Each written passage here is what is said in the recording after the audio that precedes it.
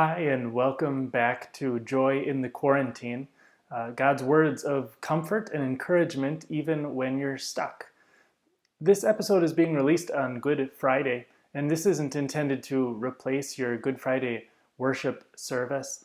This is a good day for you to focus on Jesus on the cross, and we've just been working through the book of Philippians. We didn't time it out to land on any particular verse, so I encourage you later on today, or maybe you already have, worship at the cross and focus on Jesus this dark but also very deeply moving day as you witness Jesus and the extent of his love.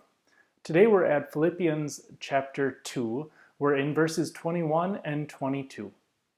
Paul just wrote to the Philippians from his imprisonment that he'd like to send Timothy over to visit, over to Philippi and encourage the people there. He'll care for people. Paul says, I know Timothy is going to care for you. And then verse 21, he feels he needs to write this too, and the Spirit inspires him to write verse 21. For everyone looks out for their own interests, not those of Jesus Christ. But you know that Timothy has proved himself, because as a son with his father, he has served with me in the work of the gospel. So that's the word of the Lord. And it starts with kind of a general expression, the way you might talk about people these days. You know what people are like. You know how people are going out and buying stuff. You know how people are panicking. You know how people are worrying. And of course, when you say something like that, you don't mean every single person on every single occasion is always acting like that, because you might especially be pointing out someone who went out of his or her way to help you, or to deliver something, or to write you a card. You don't mean that. You just mean, you know how the world is, you know how stuff is going. And that's what Paul says here in verse 21. Both in the verse before and in the verse after, his point is this, that Timothy is not like this. But you know, so many people who do just look out for number one. Paul says it as everyone just looking out for their own interests, which maybe sounds familiar because of other encouragements in the Bible to not only look after your own interests but also to the interests of others. And here the point is even different. It's not those of Jesus Christ, the interests of Jesus Christ. What are Jesus' interests? Not his hobbies or his pastimes, just what's for the well-being of Jesus' kingdom and his message and his reputation. There are people who are not interested in the well-being of Jesus. I love it because it just removes you as the messenger right out of it. Ideally, what happens? You as a Christian messenger are not the focal point, because you're not looking after your own interests.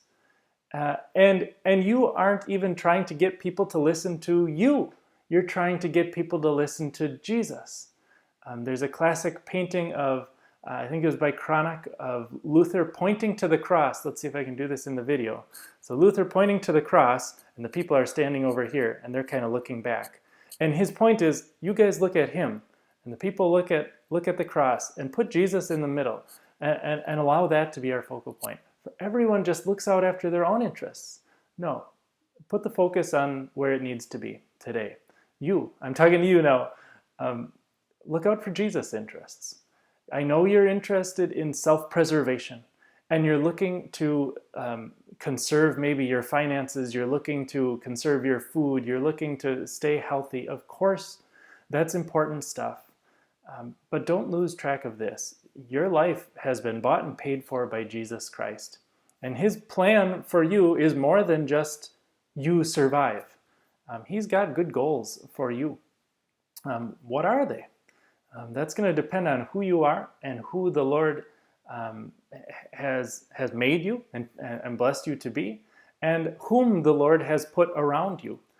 Those are the people whose interests you can look after.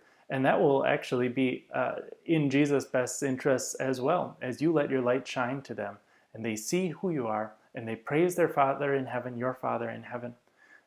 Timothy was one such person. He proved himself to Paul. He says, what else can I say? Take my word for him. I vouch for him. I've tutored him. I mentored him. I know what he's like. When I send you to him, it's going to be good. And I guarantee you, he's not just in it for the money. He's not just in it for the glory or the attention or the fame.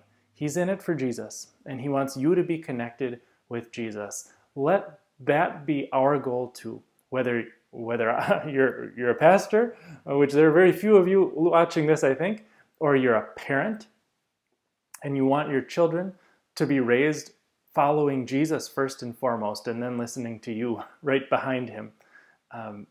Or you've got some connections with people. You're just an influential person.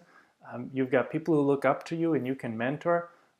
Your goal is that, boy, people, when they see you, they're reminded, yeah, I put Jesus first. He's the focal point of my life.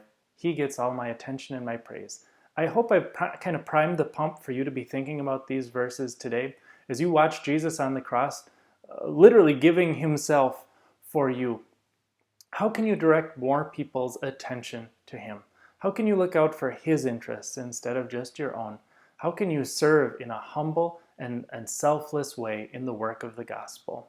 I'll leave you to it. God bless your Good Friday and your worship today. And until next time, God keep you safe.